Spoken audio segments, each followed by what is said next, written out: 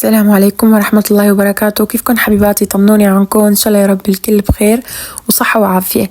رجعت لكم اليوم بفيديو جديد. هذا روتين امبارح، ثالث يوم رمضان. الله يا ربي هيك يجعل طاعتكم مباركة ويتقبل منا ومنكم صالح العمل.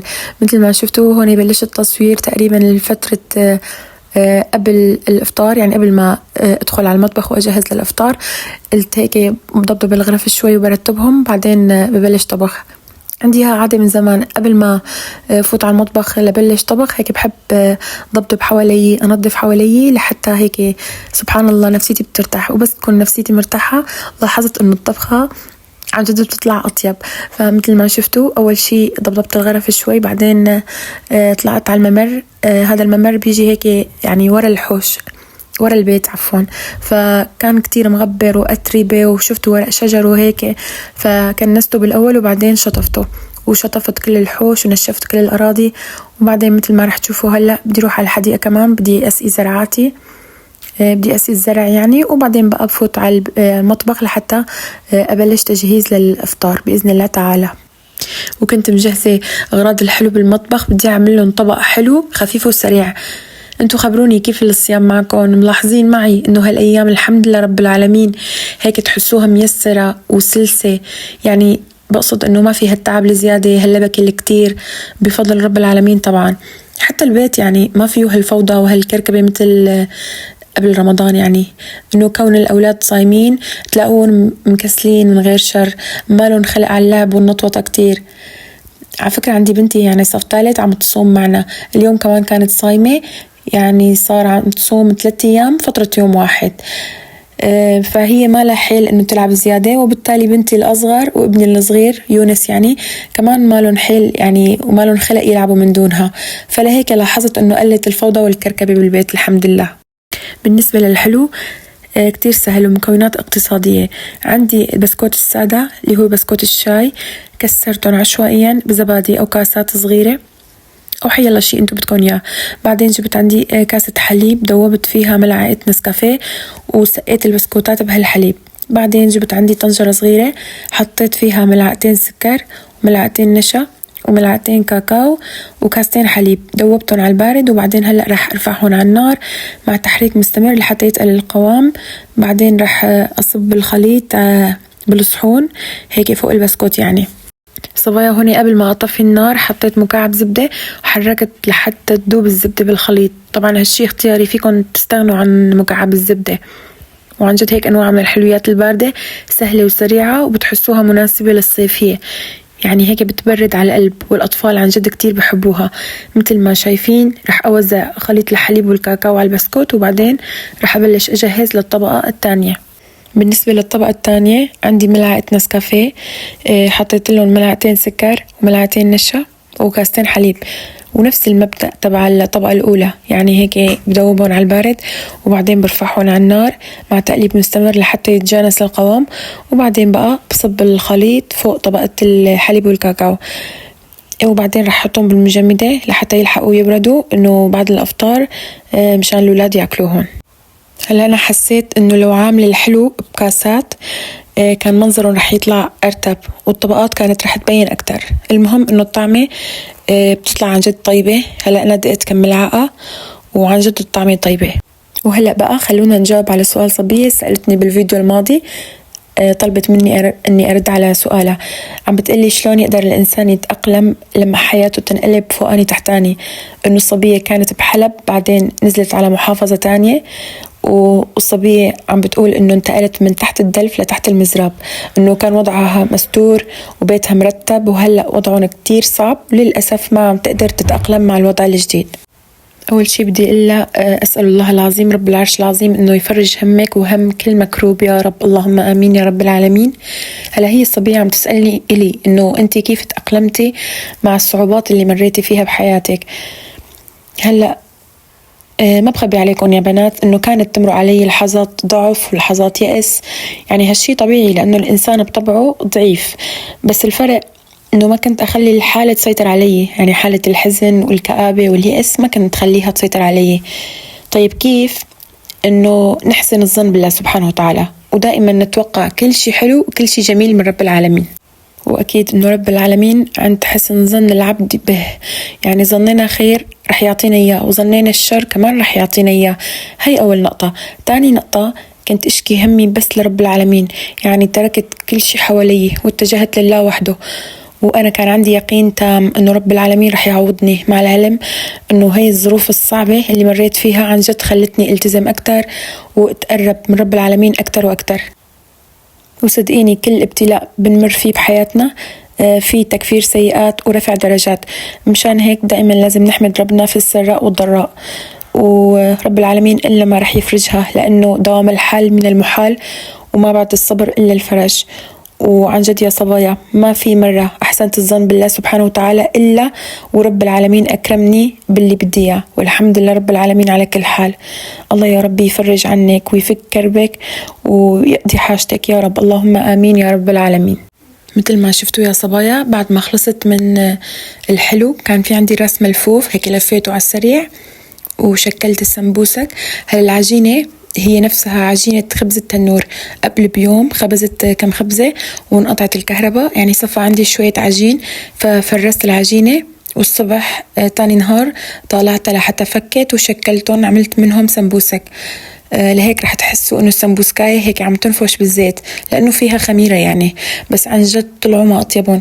اتاري عجينة الخبز بتسوى نساوي منهم سمبوسك وانا ما كان لي خبر. هلا عم اعمل كذا نوع اكل وما عم اكتر لحتى ما يزيد، انه بدي ارضي الكل. عندي بالبيت نحن 7 صايمين، ما بعرف اذا اصغر وحدة رح تقدر تكمل باقي الايام او لا، بس حاليا هي الحمد لله عم تصوم وكتير متحمسة. الله يا ربي يحميها ويجعلهم يا رب من الصالحين والصالحات، أولادي وأولادكم يا رب، اللهم آمين يا رب العالمين. فعم أعمل كذا نوع مشان كل حدا مثلا يأكل من الشي اللي بيحبه، بنفس الوقت ما بدي الأكل يزيد، لأنه بتعرفوا لأنه تاني نهار أكيد بنرجع نطبخ طبخات جديدة وهيك يعني. وهون قلت بعمل برك بالجبنة بالعجينة الجاهزة اللي بتيجي على شكل مثلثات. بالنسبة للجبنة رح استعمل جبنة الموتزاريلا. هلا قسم من الجبنة رح احط لهم نعناع يابس، وقسم تاني رح احط لهم حبة البركة، هدول اطيب نكهتين مع الجبنة. ورجيتكم يا صبايا نوع الجبنة. هلا هذا الكيس بركة ما شاء الله، فيه كمية منيحة. سعر الكيس 5000 دينار عراقي، يعني يعتبر اقتصادي نوعا ما، وطعمته ماشي حالة طيبة يعني. هلا ممكن يكون في انواع احسن بكتير، بس انه انا بستعمل هذا النوع لانه اوفر بصراحة. وبلشت بقى بالتشكيل. هلا عم جهز هون خلطة دقيق ومي مشان الأطراف هيك تلزق على بعضها، وأنا بدهن العجينة هيك دهنة بسيطة بالزيت، بحس العجينة بتطلع أطرى، حتى اللف بصير أسهل بكتير يعني. احتمال كبير الفيديو ينزل لكم بوقت متأخر بالليل، أكيد بتعرفوا السبب، كالعادة الكهرباء. عن جد عم استنى الكهرباء من المغرب تقريبا، يعني نحن بلا كهرباء وشحن الانترنت كان فاصل عنا. هلا من شوي اجت، هلا تقريبا الساعة عندي، خلينا نشوف، اللهم صل على النبي، 10:15.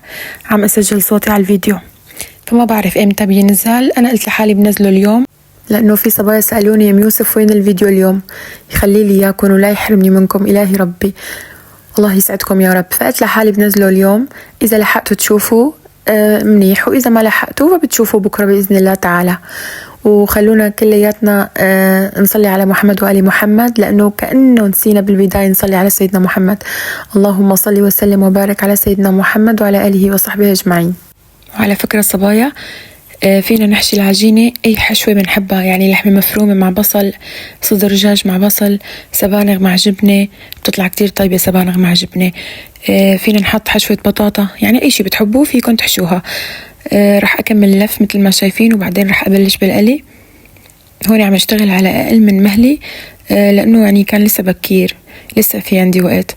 بحاول إني أبلش هيك شوي بكير مشان ما أنعبط، لأنه عن جد أكره شي العبطة والتوتر اللي بيصيبوا الوحدة لما تحس حالها إنه ما رح تلحق.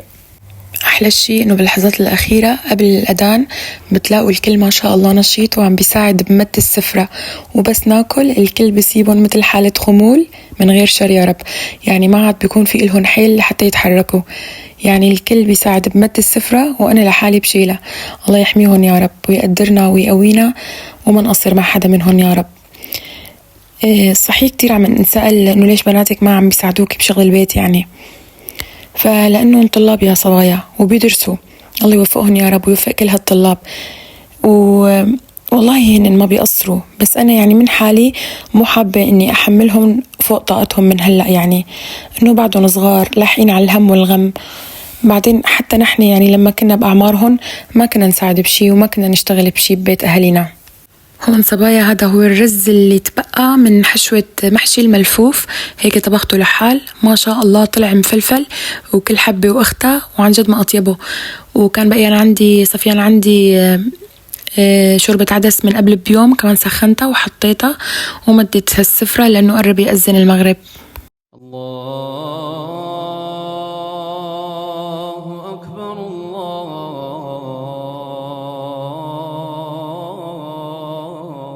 الله أكبر. فطرنا الحمد لله رب العالمين، الله يديم النعم علينا وعليكم يا رب ويحفظها من الزوال. أكيد بعد الصلاة فورا بوشي على المطبخ، بدي أجلي الجليات وأنظف الغاز وأمسح الخزن والرفوف والطاولة وكل شي كالعادة. هلأ بالنسبة للصبايا اللي سألوني عن الغاز اللي عندي إنه إذا كويس أو لا وبنصحهم فيه أو لا، هلأ النار تبعه قوية، عرفتوا؟ ومن ناحية التنظيف بينظف يعني بيتنظف بسرعة بقصد، عرفتوا؟ بس أنا بصراحة كتير حابة يكون في عندي بالمطبخ الغاز اللي مع فرن.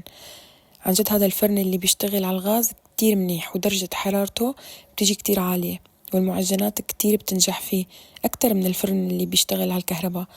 أنا هذا رأيي، بس بشكل عام الغاز اللي عندي منيح وأهم شي مثل ما قلت لكم إنه بيتنظف بسرعة وبسهولة وسعره مقبول. جبناه وقتها ب140، يعني من 140 ل150 ألف ما بتذكر بالضبط، لأنه في صبية كمان حبيبة قلبي سألتني عن سعر الغاز. وبعد ما أخلص من التنظيف بدي أطعم الأولاد من الحلو اللي عملته. هلأ أنا ما أكلت غير لقمتين 3، عم أحاول كتير يا صبايا إني أخفف هيك شوي سكر. كل وحدة فينا على فكرة مفروض بعد سن 30 تبلش تدير بالها على صحتها أكتر وتهتم بصحتها أكتر، لأنه عن جد ما في لا قبل ولا بعد الصحة. الله يا رب يديم نعمة الصحة علينا وعليكم يا رب، والله لا يحرمها لحدا يا رب ويشفي كل مريض، اللهم آمين يا رب العالمين.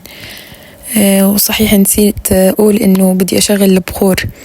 هلأ بفيديو المشتريات أنا حكيت عن الفحم إنه هو بخور، لأنه أنا ما بعرف يعني صاحب الماركت اللي اشترينا منه هو قال لي يعني إنه هذا بخور. أنا قلت له بدي بخور، فهو جاب لي الفحم الملون وجاب لي البخور العادي. قال لي هدول نوعين من البخور. قلت له عن الفحم الملون هذا كمان بيطالع ريحة؟ قال لي إيه. فأنا ما بعرف يعني، أنا فكرت أنه بخور لأنه هي أول مرة بشتري هيك نوع من أنواع البخور. بصراحة بالعادة أنا بجيب البخور العيدان، عرفتوهم، بثبتهم بالعلبة تبع الفواحة وبشعلها. فأنا حبيت هاي المرة هيك أغير شكل وأجيب غير نوع يعني. ففي حبيباتي يعني صححوا لي قالوا لي أم يوسف هذا فحم مو بخور. أصلا حتى على الكيس مكتوب يعني فحم ملون سريع الاشتعال، بس أنا ما كنت منتبهة يعني وأخذت بكلامه لصاحب الماركت. وبس هيك خلص الفيديو لليوم. إذا عجبكم الفيديو ما تنسوني من اللايك، واللي مو مشتركة بالقناة اشتركوا فيها فضلا وليس أمرا. وبترككم بأمان الله وحفظه ورعايته، وبحبكم كتير في الله.